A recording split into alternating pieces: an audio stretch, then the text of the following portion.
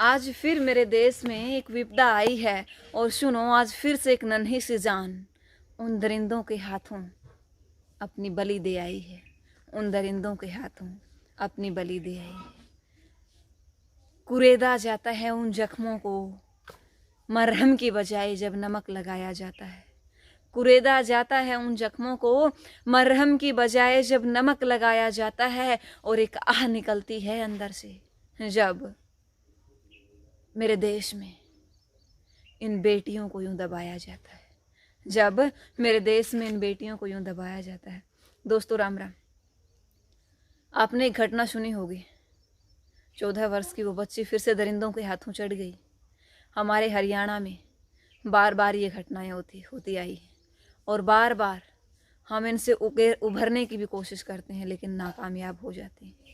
उन चीज़ों को हम सोचते रह जाते हैं सिर्फ, लेकिन हाथ कुछ नहीं लगता। बेटी बचाओ बेटी पढ़ाओ, इन नारों से हम ऊब गए हैं और उन नारों से हट कर के मैं आज कहूँगी, तोड़ दे तू फोड़ दे ऐ नारी नई मिसाल कर। बेड़ी जो तेरे हाथों में है उनको तू बेहाल कर।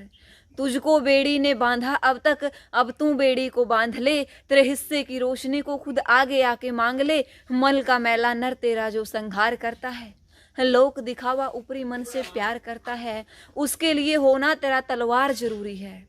और उठ जाग भाग, खड़ी हो वह हिंद की नारी, तेरे लिए तेरे अधिकार जरूरी है। तेरे लिए तेरे अधिकार जरूरी है। अगर एक नारी अपने अधिकारों के लिए आगे नहीं बढ़ेगी, अपनी बात को रखने के लिए आगे नहीं बढ़ेगी, तो यूं ही दरिंदों का शिकार होती रहेगी।